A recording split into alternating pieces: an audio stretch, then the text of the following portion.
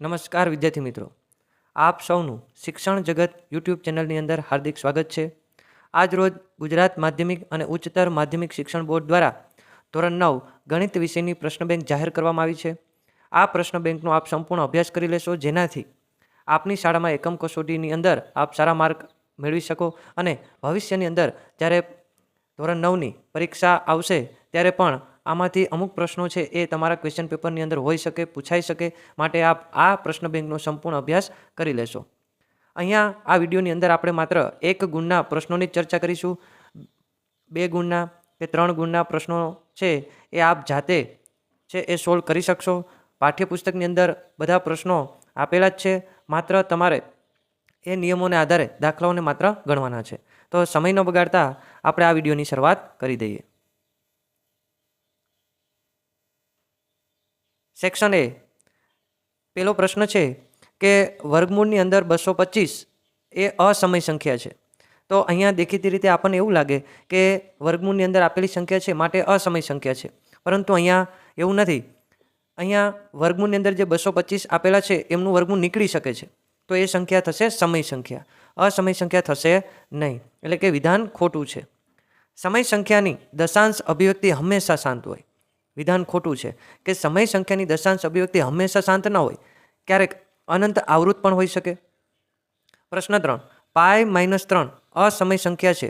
તો વિધાન સાચું છે, કારણ કે પાઈ અસમય સંખ્યા છે અને અસમય સંખ્યામાંથી તમે કોઈ પણ સંખ્યા બાદ કરશો, ઉમેરશો તો જવાબ હંમેશા અસમય સંખ્યા જ આવશે. પ્રશ્ન 4, દરેક પ્રાકૃતિક સંખ્યા એ પૂર્ણ સંખ્યા છે. તો વિધાન સાચું છે. 1 અને 2ની વચ્ચે અસંખ્ય સમય સંખ્યાઓ આવેલી છે. વિધાન સાચું છે. ત્યારબાદ આગળ વધીએ. અહીંયા 9ની 3/2 આપેલી છે, તો અહીંયા એનો જવાબ થશે 27. કઈ રીતે? તો મિત્રો 3નો વર્ગ 9 થશે અને એની 3/2 છે. ઘાતની ઘાતનો ગુણાકાર થશે ત્યારે અંશમાં 2 અને છેદમાં 2 ઉડી જશે, વધશે 3/3. તો 3નો ઘન થશે 27.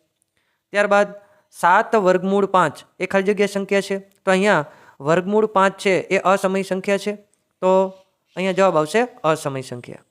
ત્યારબાદ ક્વેશ્ચન નંબર 3, 3 વર્ગમૂળ 5 અને 2 વર્ગમૂળ 5 બંનેનો ગુણાકાર કેટલો થશે? તો અહીંયા તમે ગુણાકાર કરશો કે 3 2 6 અને વર્ગમૂળ 5 ગુણ્યા વર્ગમૂળ 5 એટલે આવશે 5.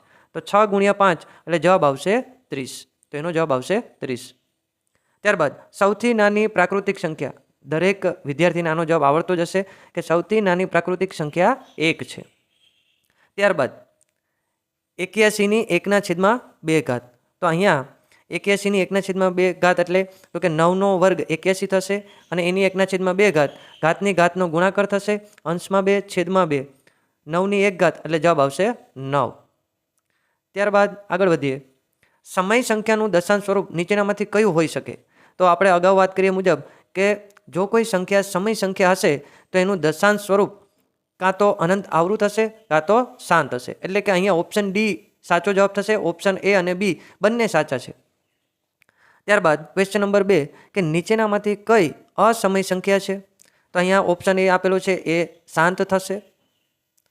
ત્યારબાદ આ ઓપ્શન બી અને સી બંને જે સંખ્યાઓ છે એ થશે અનંત આવૃત સંખ્યા, અને જે છેલ્લી સંખ્યા છે ઓપ્શન ડી એ થશે અનંત અનાવૃત. તો જે સંખ્યા અનંત અનાવૃત હોય તો એને અસમય સંખ્યા કહેવામાં આવે છે. એટલે કે તમારો સાચો જવાબ આવશે ડી. ડી એ અસમય સંખ્યા છે. 2 વર્ગમૂળ 3 વત્તા 3 વર્ગમૂળ 3. તો અહીંયા 2 વત્તા 3 એટલે કે 5 વર્ગમૂળ 3. ઓપ્શન સી સાચો જવાબ થશે. ત્યારબાદનો પ્રશ્ન છે 64ની 1/6. તો અહીંયા તમે જ્યારે 64ના ભાગ પાડશો તો તમને ખ્યાલ આવશે કે 2/6 કરતાં આપણને 64 જવાબ આવશે અને એની 1/6. ઘાતાંકના નિયમ પ્રમાણે ઘાતની ઘાતનો ગુણાકાર થશે, એટલે કે અંશમાં 6 અને છેદમાં 6 બંને ઉડી જશે, 2/1 એટલે જવાબ આવશે 2. તો અહીંયા તમારો જવાબ આવશે એ. ત્યારબાદ વર્ગમૂળ 2નું દશાંશ સ્વરૂપ ખાલી જગ્યા છે. દરેકને આવડતું હશે કે વર્ગમૂળ 2 એટલે કે જે સંખ્યાનું વર્ગમૂળ ન નીકળી શકતું હોય એ સંખ્યા થશે અનંત અનાવૃત. ત્યારબાદ 243ની 1/5 અહીંયા પંચમૂળ આપેલું છે, જેને આપણે 1/5 પણ કહી શકીએ. તો કઈ સંખ્યા આવશે મિત્રો? તો તમે 243ના ભાગ પાડશો તો તમને ખ્યાલ આવશે કે 3/5, એટલે કે 3ને તમે 5 વખત ગુણશો તો જવાબ આવશે 243, અને પંચમૂળ એટલે એને આપણે ઘાત સ્વરૂપમાં લખીએ તો 1/5 આવશે. ઘાતની ઘાતનો ગુણાકાર થશે એટલે કે અંશમાં 5 છેદમાં 5 ઉડી જશે અને જવાબ આવશે મિત્રો 3. તો ઓપ્શન એ સાચો જવાબ થશે. જો મિત્રો દરેક દાખલાઓ છે એ સમજાવવાનો પ્રયત્ન કરીએ છીએ, પરંતુ જે સેક્શન બી, સેક્શન સી અને સેક્શન ડીના જે પ્રશ્નો છે એનો જો વિડીયો બનાવીશું તો ખૂબ જ વિડીયો છે મોટો થશે. એટલા માટે આપણે એ દાખલાઓને છે એ સમજાવતા નથી, અને ચોપડીની અંદર દરેક દાખલાઓ આપેલા જ છે, માત્ર થોડાક ક્યાંક દાખલાઓની અંદર રકમમાં ફેરફાર કરેલો છે, તો આપ અવશ્ય એ દાખલા ગણી શકશો. ત્યારબાદ સેક્શન એ પ્રશ્ન 2, એટલે કે હવે ચેપ્ટર 2 જે આપેલું છે એમાંથી 1 ગુણના, 2 ગુણના અને 3 ગુણના પ્રશ્નો છે અહીંયા ક્વેશ્ચન બેંકની અંદર આપેલા છે. આપણે સમજવાનો પ્રયત્ન કરીએ તો સૌથી પહેલો પ્રશ્ન છે કે પી ઓફ એક્સ બરાબર 7x² - 3x + 5 માં એક્સનો સહગુણક 3 છે.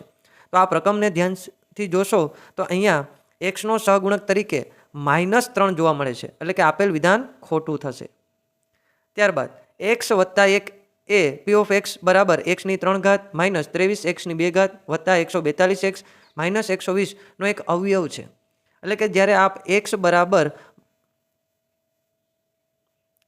જ્યારે x બરાબર -1 જવાબ મૂકી અને આ દાખલાને ગણવાનો પ્રયત્ન કરશો તો આપને અવશ્ય ખ્યાલ આવશે કે જો જવાબ 0 મળે તો એને આપણે અવયવ કહીએ છીએ, અને જો જવાબ 0 ન મળે તો અવયવ કહી શકાય નહીં. તો આપ જાતે ટ્રાય કરજો કે x બરાબર -1 મૂકી અને આપેલ દાખલાનો જ્યારે તમે જવાબ લાવવાનો પ્રયત્ન કરશો તો જવાબ 0 આવશે નહીં, એટલે કે આ એનો અવયવ થશે નહીં. તો અહીંયા એવું કીધું છે કે અવયવ છે, પણ ખરેખર અવયવ થતો નથી, એટલે કે વિધાન ખોટું છે. આપ જાતે ટ્રાય કરી શકો છો. ક્વેશ્ચન નંબર 3 કે શૂન્ય સિવાયની અચળ બહુપદીની ઘાત 0 હોય છે. તો વિધાન સાચું છે. જો બહુપદીની ઘાત 0 હોય તો એને શૂન્ય બહુપદી કહેવાય છે. વિધાન ખોટું છે. દરેક સુરેખ બહુપદીને એક અને માત્ર એક જ શૂન્ય હોય છે. તો આપેલ વિધાન ખરું છે. 30 + 3x સુરેખ બહુપદી છે. તો આપણને ખ્યાલ જ છે કે જે બહુપદીની ઘાત 1 હોય તેવી બહુપદીને સુરેખ બહુપદી કહે છે. અહીંયા x ની 1 ઘાત છે માટે સુરેખ બહુપદી છે. ત્યારબાદ પી ઓફ એક્સ બરાબર 3x² - 2x³ - 6x + 5 ની ઘાત 2 છે. તો અહીંયા તમે જોઈ શકો કે 2x³ આપેલી છે, તો આપેલ બહુપદીની ઘાત 3 થશે, પણ અહીંયા આપણને 2 આપેલી છે, માટે વિધાન ખોટું છે. ત્યારબાદ આગળ વધીએ. પેલો પ્રશ્ન છે કે પી ઓફ એક્સ બરાબર 5x² - 8x + x³ + 9 માં બહુપદીની ઘાત જણાવો. તો હમણાં આપણે વાત કરીએ મુજબ કે આપેલ બહુપદીની અંદર જે સૌથી મોટી ઘાત હશે તેને બહુપદીની ઘાત કહેવાય છે. તો અહીંયા આપણને મોટી ઘાત છે 3 જોવા મળે, તો બહુપદીની ઘાત થશે 3. ત્યારબાદ પી ઓફ એક્સ બરાબર x5 + 8x³ - 3x² + 4x - 12 માં x4 નો સહગુણક ખાલી જગ્યા છે. તો આપ ધ્યાનથી બહુપદીને જોશો તો આપ જોઈ શકશો કે x4 વાળું પદ આપેલ બહુપદીમાં ક્યાંય પણ જોવા મળતું નથી, એટલે કે જો પદ જ જોવા ન મળે તો સહગુણક હશે જ નહીં, એટલે કે સહગુણક થશે 0. પ્રશ્ન 3 પી ઓફ એક્સ બરાબર 6t + √2 તો બહુપદીની ઘાત કેટલી થશે? તો અહીંયા ચલ તરીકે t આપેલો છે અને t ની 1 ઘાત આપેલી છે, માટે બહુપદીની ઘાત થશે 1. ત્યારબાદ પ્રશ્ન નંબર 4 પી ઓફ એક્સ બરાબર 5x + 2 નું શૂન્ય ખાલી જગ્યા છે. તો આપણને ખ્યાલ છે કે શૂન્ય શોધવા માટે બહુપદી જે આપણને આપેલી હોય એના બરાબર 0 મૂકવાનો અને ચલને કરતા બનાવવાનો. તો અહીંયા 5x બરાબર +2 સામે જશે -2, અને જ્યારે આપણે xને કરતા બનાવીએ તો -2 હતા અને 5 ગુણાકારમાં સામે જશે તો ભાગાકારમાં, એટલે x બરાબર આવશે -2/5. ત્યારબાદ પી ઓફ એક્સ બરાબર 5x² + 3x + 2 માં x² નો સહગુણક ખાલી જગ્યા છે. તો આપ રકમને ધ્યાનથી જોશો તો અહીંયા x² વાળું પદ દેખાય છે, અને અહીંયા તેના સહગુણકની અંદર 5 છે એ જોવા મળે છે. ત્યારબાદ આગળ વધીએ. અહીંયા એની 3 ઘાત -1 ના અવયવો કયા છે? તો અહીંયા ઓપ્શન સી a -1 અને કૌંસમાં a² + a + 1 આ છે એ એમના અવયવ થશે. ત્યારબાદ પ્રશ્ન નંબર 2, નીચે આપેલ અભિવ્યક્તિઓ પૈકી કઈ એક ચલવાળી બહુપદી છે? તો અહીંયા 4 ઓપ્શન આપેલા છે, તો એમાં એક ચલવાળી બહુપદી થશે એ. અહીંયા તમને એક ચલ જોવા તો મળશે, પરંતુ તેમની જે ઘાત આવશે એ ઘાત હશે અપૂર્ણાંક. તો અપૂર્ણાંકની અંદર જો ઘાત જોવા મળે તો એને બહુપદી કહી શકાય નહીં.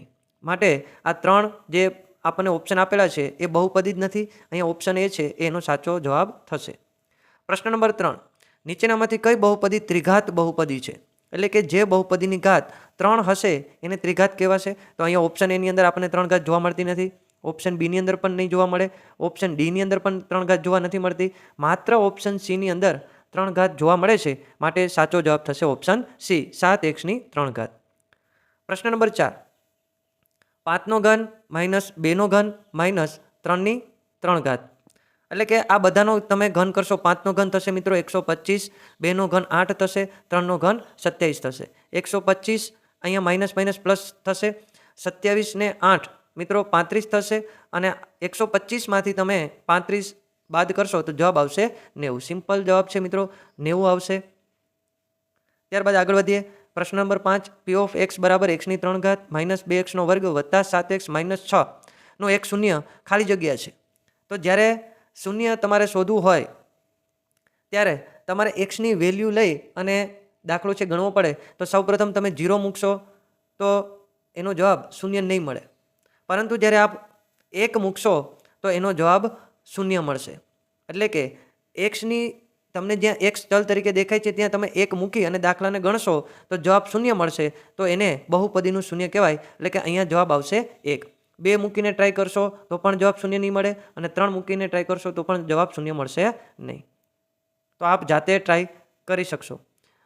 પ્રશ્ન નંબર 6 આપેલો છે કે એ, બી અને સી 3 સરખા હોય તો એની 3 ઘાત વત્તા બીની 3 ઘાત વત્તા સીની 3 ઘાત માઇનસ 3ab બરાબર ખાલી જગ્યા થશે. તો અહીંયા જવાબ આવશે શૂન્ય. તો અહીંયા એ ઘન બી છે એની જગ્યાએ આપણે એ મૂકી શકીએ, એટલે એ ઘન થશે, વત્તા સી આપેલો છે એના બરાબર આપણે એ મૂકી શકીએ તો એ ઘન થશે, માઇનસ 3abc. તો એને એમનેમ રાખીશું અને બી અને સી બરાબર એ જ મૂકીએ છીએ તો અહીંયા આવશે 3a ઘન. તો આ ત્રણેયનો સરવાળો કરશો એટલે 3a ઘન થશે, માઇનસ અહીંયા 3a ઘન. સરખામાંથી સરખું જશે તો જવાબ આવશે શૂન્ય. ત્યારબાદ આપેલ બહુપદીનો પ્રકાર નક્કી કરો. p ઓફ x બરાબર 5 વત્તા x.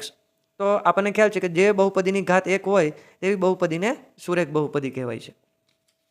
તો મિત્રો અહીંયા આપણે સેક્શન એ ને સોલ્વ કરવાનો પ્રયત્ન કરેલો છે. ત્યારબાદ સેક્શન બી આપેલો છે, સેક્શન સી આપેલો છે.